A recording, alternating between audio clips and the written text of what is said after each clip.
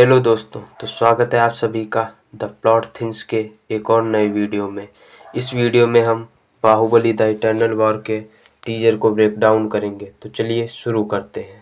तो टीजर की शुरुआत होती है राजमाता शिवगामी देवी को अमरेंद्र बाहुबली का नामकरण करते हुए। यदि आप लोगों ने ठीक से सुना होगा उसी समय, तब शिवगामी देवी जी कहती हैं कि बाहुबली का भाग्य उसके जन्म से पहले ही लिख दिया गया था, क्योंकि उसकी मृत्यु उसका अंत नहीं बल्कि एक शुरुआत थी। तभी ये आइकॉनिक सीन आता है जिसमें कटप्पा बाहुबली को पीछे से मार रहे हैं और उसी कुछ समय बाद बाहुबली के शरीर से उसकी आत्मा को अलग होते हुए दिखाया गया है। और उसी समय राजमाता शिवगामी जी कहती हैं कि बाहुबली की नियति एक महायुद्ध को आमंत्रित करेगी, यानी देवासुर संग्राम। बहुत लोग यहाँ पर कहेंगे कि देवासुर संग्राम तो राजा बाली और इंद्र के बीच हुआ था, तो ये क्या है? तो मैं उन लोगों को बता देना चाहता हूँ कि देवासुर संग्राम कोई एक सेपरेट वॉर नहीं है, बल्कि वह हर संग्राम जो असुर और देवों के बीच लड़ा जाता है, उस संग्राम को देवासुर संग्राम बोला जाता है। चाहे वो किसी के बीच भी कभी लड़ा जाए, किसी भी युग में लड़ा जाए, वो देवासुर संग्राम ही कहलाएगा। तो वीडियो में फिर से आगे बढ़ते हैं। तो बाहुबली की आत्मा ने उसका शरीर छोड़ दिया है और अब उसकी आत्मा ना तो स्वर्ग गई है और ना ही नर्क, बल्कि वह एक तबाह सिटी त्रिपुरा में गई है। मुझे लगता है कि इस मूवी में त्रिपुरा एक की फैक्टर होने वाली है। तो पहले मैं त्रिपुरा के बारे में बता देना चाहता हूँ, क्योंकि सब कुछ यहीं से जुड़ा है। तो त्रिपुरा की शुरुआत होती है वैवस्वत मनवंतर के तारकासुर से, जब तारकासुर ने स्वर्ग में हाहाकार मचा दिया था, क्योंकि तारकासुर को वरदान मिला था केवल शिव पुत्र ही उसे मार सकता था, और शिव एक साधु थे जो कि पुत्र को जन्म नहीं देती है। ऐसा तारकासुर ने सोच करके ब्रह्मा से ये वरदान मांगा था और उसने स्वर्ग में हाहाकार मचा दिया था। परंतु शिव ने अपने एक पुत्र को जन्म दिया, कार्तिकेय, और कार्तिकेय ने इसका वध किया। जिस समय कार्तिकेय ने तारकासुर का वध किया था, उस समय तारकासुर के 3 पुत्र थे, तारकाक्ष, कमलाक्ष और विद्युन्माली। तारकासुर की मृत्यु के बाद पूरा असुर समाज नष्ट हो गया था, इसलिए मायासुर इन तीनों को अपने साथ ले गया।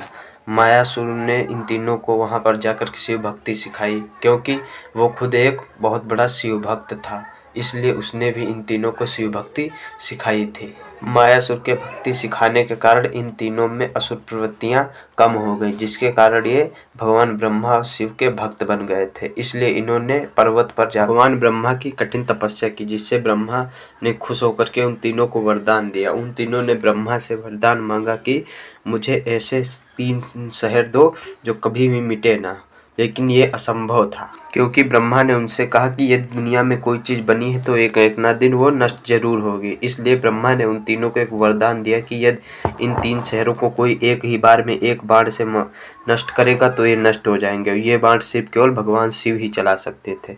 चूँकि ये तीनों भगवान शिव के भक्त थे, इसलिए इन्होंने वहाँ से अपना डर खत्म कर लिया। वो तीनों शहर कुछ इस प्रकार से दिखते थे। सबसे ऊपर का शहर सोने का था, जिसका राजा था तारकाक्ष। बीच में चांदी का शहर था, जिसका राजा था कमलाक्ष, और सबसे नीचे का शहर लोहे का था, जिसका राजा था विद्युन्माली।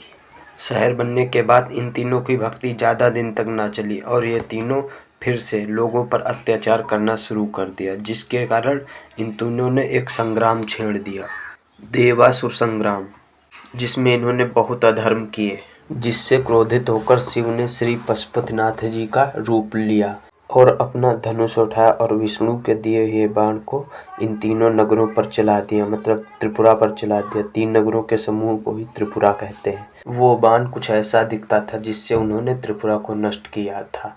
ये विष्णु ने इनको दिया था बाण। इसी कारण भगवान शिव को त्रिपुरारी नाम से पुकारा जाता है, क्योंकि उन्होंने 3 पुरों को एक साथ नष्ट किया था। और जो त्रिपुरा हमें टीजर में दिखाई गई, ये वही त्रिपुरा है जिसको भगवान शिव जी ने नष्ट किया था।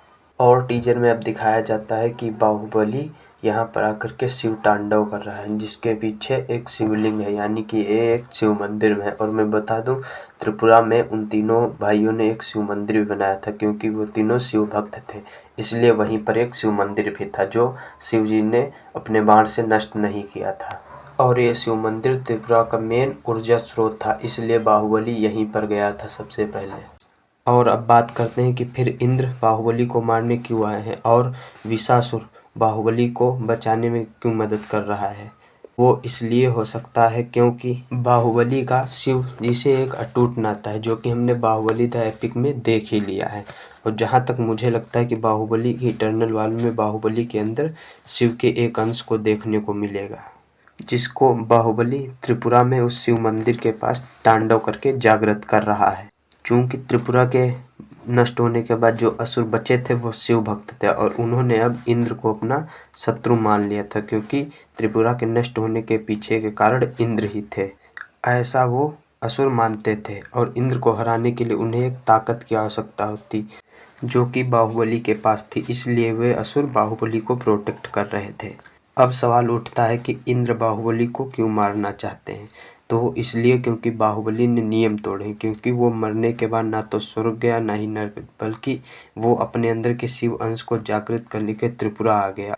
और अब एक और सवाल ये उठता है कि टीजर के लास्ट में दिखाया जाता है कि बाहुबली इंद्र को मारना चाहता है, तो वो क्यों मारना चाहता है। तो वो इसलिए हो सकता है क्योंकि त्रिपुरा के नष्ट होने के बाद जो असुर बच गए थे वो शिव भक्त थे और बाहुबली के अंदर शिव अंश है, तो इसलिए बाहुबली बचे हुए असुरों को इंद्र से बचा रहा है, जो कि शायद गलत है। और इसका रियलाइजेशन हो सकता है बाहुबली को बाद में हो कि वह असुरों की तरफ से युद्ध कर रहा है, और फिर अंत में बाहुबली देवताओं की तरफ आ जाए और देवताओं को देवासुर संग्राम में विजय दिलाए। तो मेरे अंदर बाहुबली द इटर्नल वॉर के टीजर को देख करके यही थॉट आया था, जो कि मैंने आप लोगों के साथ शेयर कर दिया। तो ये था आज का वीडियो। अगर वीडियो पसंद आया तो लाइक शेयर एंड सब्सक्राइब करें और मिलते हैं अगले वीडियो में। तब तक के लिए बाय बाय।